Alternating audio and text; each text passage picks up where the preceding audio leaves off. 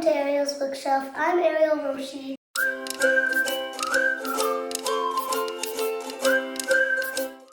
And today we're going to be doing the Magnus Chase series. And the author of this book is Riordan, and we're going to start with the book number 1, The Sword of Summer.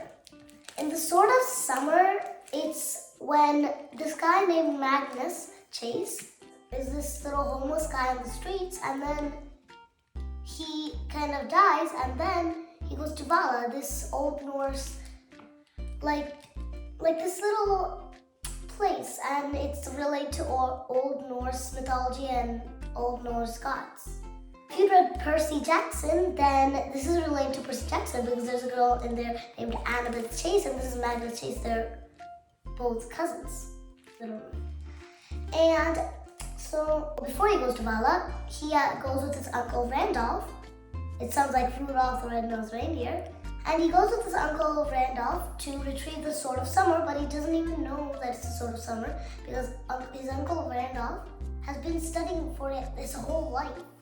And Magnus was just a little homeless guy on the street, so he didn't even know what it was with, and he falls into a trap. He's trying to escape from his uncle Randolph, but in the end he ends up going and straight into the trap of his uncle Randolph, and there are these 2 blue wolves that kills his mother, and they're part of Loki's scheme.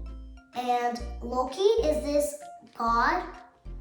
He's a god of trickery and evil, and he has a silver tongue, meaning like if you challenge him into flitting, that's a challenge where insults, like when they insult you so much that you can shrink to like a 2-inch person.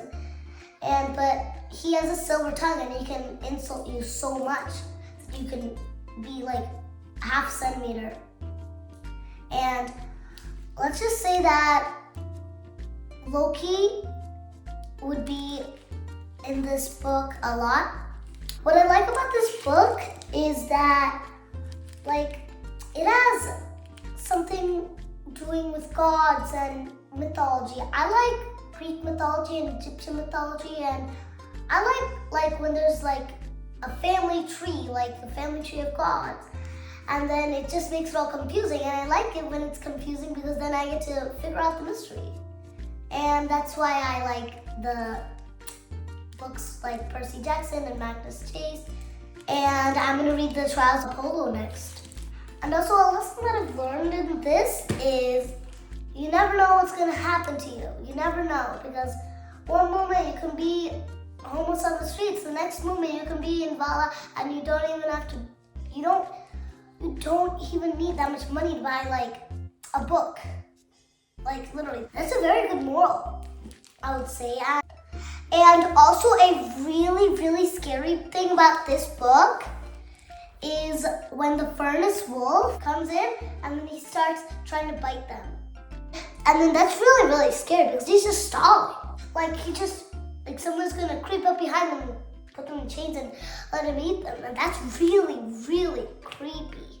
And next we are going on to Magnus Chase, the Hammer of Thor. And let me just say that the Hollywood Thor is so different from this Thor. And in this one, Thor loses his hammer, and basically the whole thing is to get back Thor's hammer. And in this one, this girl named Samira, she is married to a giantess named Thran, and Thran, son of Thran, son of Thran.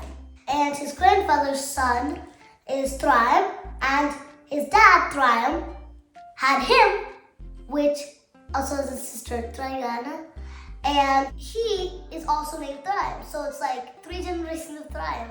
That doesn't make any sense, but that also makes a little bit sense. I don't get it.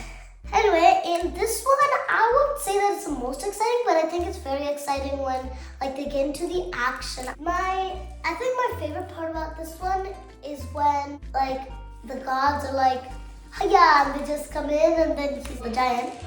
Thurgam just comes in and he's like, I'm gonna get you guys, and then all the other giants are dead, and then she's the only one left, and then all the gods are surrounding her. That's really, really funny. And I would say the moral of this story is is never lose Thor's hammer. He can get very mad at you. Very mad. And a really another scary part in this one, when Thor just bellows, "Where's my hammer, Magnus Chase?" That's really creepy. So it's kind of funny. And now let's move on to the Ship of the Dead. In the Ship of the Dead, this one, it's not really exciting until it gets to the part where they sail off.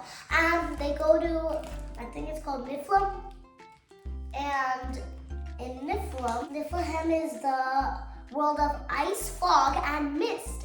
And as I told you, it was a contest when they insult. They weren't really like insults, but in the end, it became a big insult. And I was really waiting for the insulting, like the flitting. And I think that would be my favorite part. When Loki just sat, and Loki shrinks to the size of half a centimeter, and he can fit inside a wall.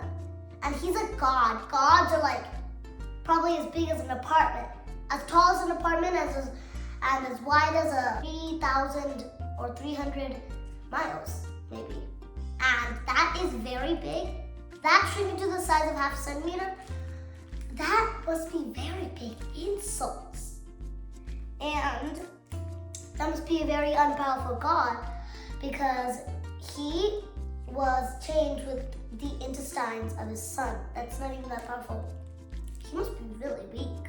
Anyway, in the Ship of the Dead, there's a lot of dead people, but it makes sense because it's the Ship of the Dead.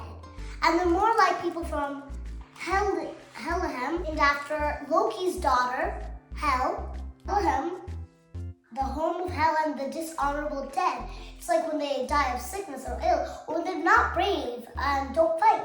And when you go to Vala, this tree, I forgot the name of it, but it has this dragon at the bottom, an eagle at the top, and a squirrel named Ratsnock. And then Ratsnock runs around carrying insults to make the tree die. But in that tree, if you touch a certain leaf or a certain portal, then you can be transported into any other world. And a really, really scary part in this one is when Magnus Chase had this dream, and then toenails start to grow on. His toenails start to grow, and his nails, they all grow and you're just stuck there. That's really, really creepy. And it's a dream. Loki keeps giving him dreams. Horrible. So I would advise you to read these books, not just because I love them, but because I think they all have a little sense of humor. If you're into funny stuff, and also if you're into dark room tales. And if you're into extra amazing, super amazing books, and if you're a bookworm. But don't chew the books and make holes in them. Don't be a real bookworm.